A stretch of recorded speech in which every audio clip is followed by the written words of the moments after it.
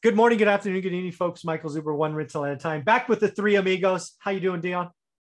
Howdy, doing good. Awesome. Ready for round 3. And Matt, how are you? Just as well. Excited to be here. Awesome, folks. So in episode 2, which is actually the first long one, because we had a little surprise Joe Biden one in the first about inflation, we talked about the middle class. In this particular episode, I want to talk to the six-figure earners. This is where I found myself in for a decade. I worked in the Silicon Valley. I sold enterprise software. It was routine for me and my peers to earn six figures, and most of us, multiple six figures. I want to talk to the doctors, the dentists, the attorneys, the ones who have advanced degrees, the engineers, the computer scientists, the folks that are making 200 grand a year plus. Yes, they are out there. I want you to know that unless you figure out this real estate game, you are in trouble. You have chosen professions. If you're a doctor, you're probably working harder than you ever have before because of insurance and premiums and this and that. Same with dentists, attorneys. It's just rough. You think you've made it when you make six figures. And if you're lucky enough to make multiple six figures, you really made it. In reality, most of you, and I was in this camp for a decade, expand your lifestyle where you freaking have to make multiple six figures the rest of your life. And I'm in a profession that the average person can survive a decade because it's horrifically stressful. 90-day cycles where every 90 days you have a quota and you can be fired. And I've seen it. We've had to do it in what was called quarterly business reviews. So if you are watching this and make six figures and you think you have some interest in real estate, you had better pay attention, do the work. You are lucky because if you watched your spending and expenses, you could buy faster than most. But we're going to talk about the cash flow game in a minute, but I want to bring my cohorts in here first. So Matt, you're in tech, you're a sales leader. You probably got a lot of people around you that have done okay. And I'm guessing they drive nicer cars than you. Yeah, they do. Yeah. Their kids drive nicer cars than Their kids drive nicer. I hope people heard that. Yes. I just upgraded from my 9-volt fake Tonka. Yeah. I mean, it's the, death through comfort, right? And like you said, you earn more, you spend more, you earn more, you spend more. In the beginning, they take nice vacations. Then they take really nice vacations. Then it's, hey, we're going to take 2 weeks in the XYZ and, Cabo, for 2 weeks and that sort of thing. Dude, Maldives, they're going to drop 40 grand on a 10-day trip in Maldives. I've seen it. I've seen the pictures. I know people that they make 2.25, right? So they're above most. They go drop 20% of their gross, not their net, their gross on a 10-day vacation. If I added up every vacation I ever took, the expense of every vacation I've ever taken since I dropped out of 9th grade, it would be less than that one trip. If I added up every single trip, just because again, it's like, I just don't get it. People can spend their money on what they want to spend their money on. But at the end of the day, one of the things that was really relevant to me was somebody, we went out to lunch one day and I paid for lunch and the guy said, you know how much that meal cost you? And I was like, yeah, it's $7. He goes, nope. What did that meal cost you when you're 55? I was like, I have no idea. And he pulls up the calculator and he's like, that meal cost you $600. He goes, is that a $600 meal? I go, no, $7 meal. He goes, right, but it's going to cost you $6. I go, got it. So I learned that lesson. And that for me made me maybe much more thrifty than I ever was before. And it was very much having focus. But yeah, I mean, I looked at it and I said, I lost money in the market too. Not nearly as glorious as what you did, but I had a much larger loss. It was 92%. Yeah. And so my glorious 92% loss, even on the portfolio of my size, was still like 20 grand. Yeah. Still 20 grand. And that was a lot of money because I was like 21, 22 years old and I worked my butt off to get it. And so when I looked at it and I was just like, okay, that's ridiculous. We're not doing that again. And so I just started working. And I was one of those weirdos, Mike, I'm sure you saw it in your career, that I would walk in and I would stare at the financial board in the morning because I didn't look at my paycheck. I looked at the board because I wanted to win. And so that natural competition. Was a competition. Yeah, that natural competition. But the funny thing was I was like, after my first 2 really good years in tech, I was like, what am I going to do with this money? I'm going to do something with this money. So I had a little bit of fun, got a fun car. But then I was like, I still have a lot of money left over. And I literally was like, where am I going to put this money? And then real estate, my family was in real estate, but my uncle was a big multifamily Grant Cardone type of guy, not investor, but representative, like worked for Coldwell Banker Grubb Ellis, that type of guy. And then some other family were like residential people. But as I looked at it, I was just like, where am I going to put this money? And I learned a little. I didn't learn nearly enough because I got my ass kicked in my first couple of deals. And I ended up making money because time cures all. It was 15 years before I could sell it.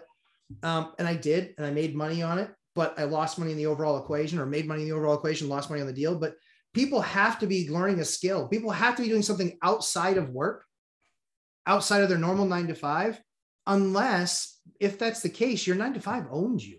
Absolutely. They own you. Yeah. Dion, when I talk about the 6-figure earners, I'm sure you see it on Bigger Pockets when you're, hey, I'm a doctor, I'm a dentist, I'm this, I'm that. They kind of, I don't know, I don't know if they think different, act different, but what do you see when you interact with that? So one of the reasons I like to edit on my channel is because sometimes I'll overshare and I could just go take it out. And that's a fear of mine with the live stream. Sometimes I overshare. So this is probably going to be one of those times. I will not be editing that. That's why it's a risk here. I'm in both pools. Okay. A little over 10 years ago, I was, making $17 an hour, started off at this trucking school as just an employee, making $17 as an instructor, teaching people how to drive trucks. I had an idea that grew the school from 6 staff to over 60. We're opening our 5th location now. We started with 1. And because of that idea, I'm the company president and now part owner of the company. So when I was making $17 an hour, I used to hear people complain about making $100,000 or $200,000, and here's an unprofessional term, bitching about the money that they're paying in taxes. And I'm thinking, it'd be really nice to have their tax problems. Yeah. Because I'm at the bracket where you don't pay any taxes because you don't make enough. Right. So as my pay grew, it confused the owners of the company because I refused every pay raise that came my way. Before joining the Marine Corps, I'd worked at a grocery store, and I watched 3 store directors go because they made $120,000. The second in charge made 60, so they could fire the big guy. Next guy would get a $5,000 raise, and the store would save a bunch of money. So I have this mindset of, if my company, a small company at the time, paid me more, that's less money to invest in employees, to retain employees, and I'm the expensive guy that can be cut. So for the first 5 years, the president of the company was making what the instructors were making. So they gave me golden handcuffs, and they slowly gave me 1.3% of the company, 3% of the company, 5%. So I'm at 10% ownership of the company now. I'm in the 6-figure problem with taxes. My pay is no longer $17 an hour. We have really good years, and 10% of really good is a lot of money.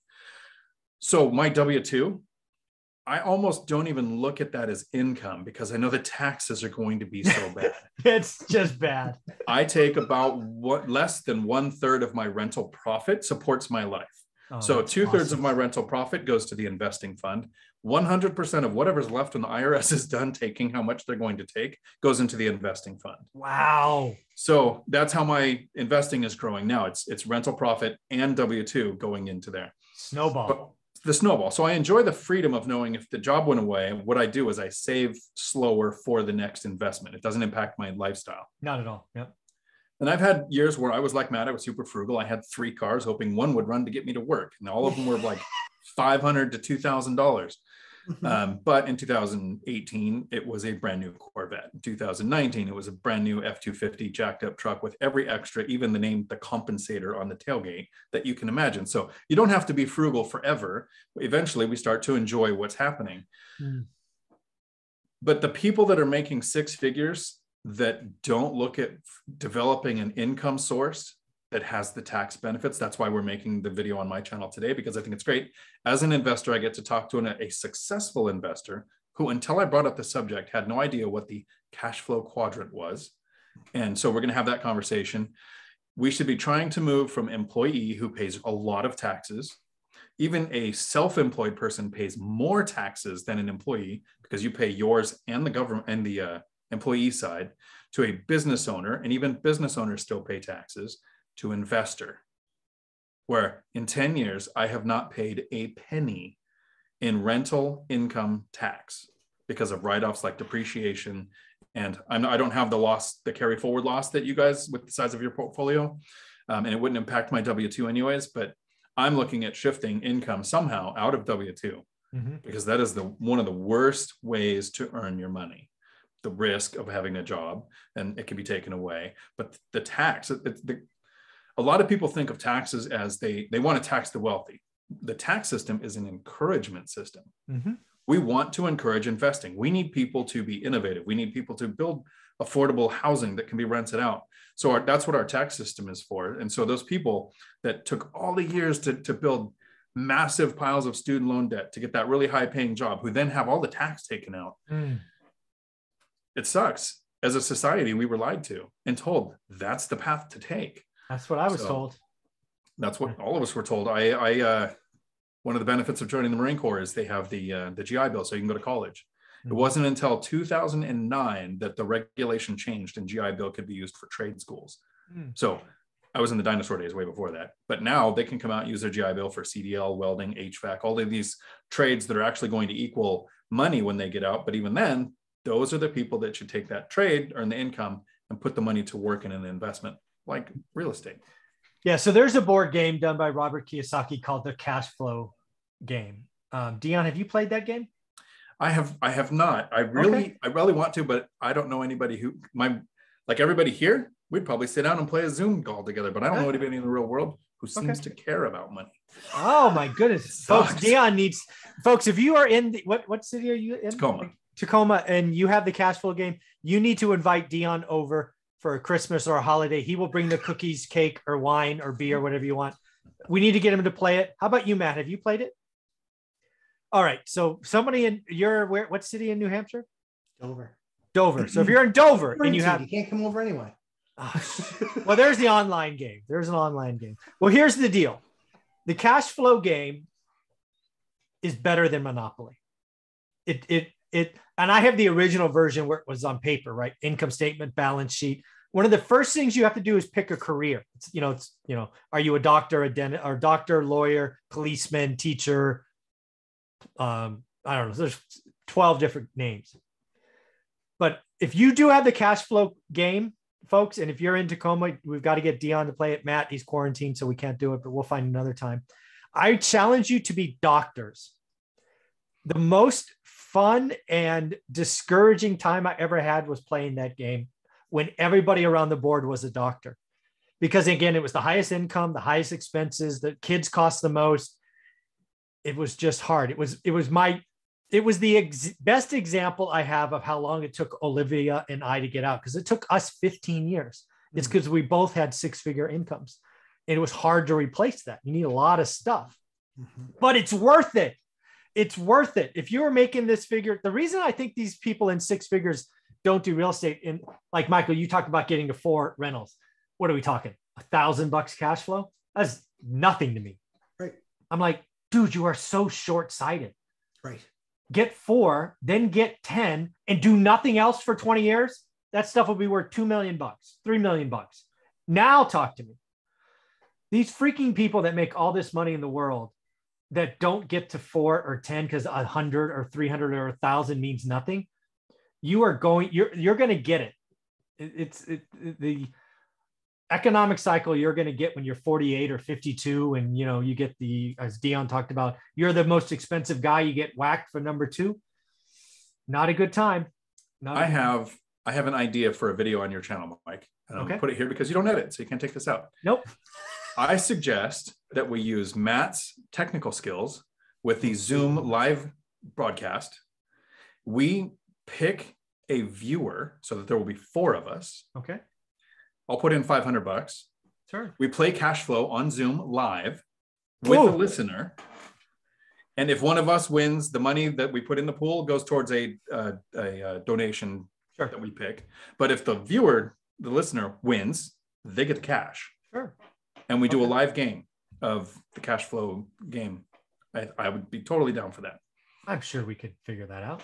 I didn't say that because I knew Dion, being the online gamer that he is, was going to come up with something like that.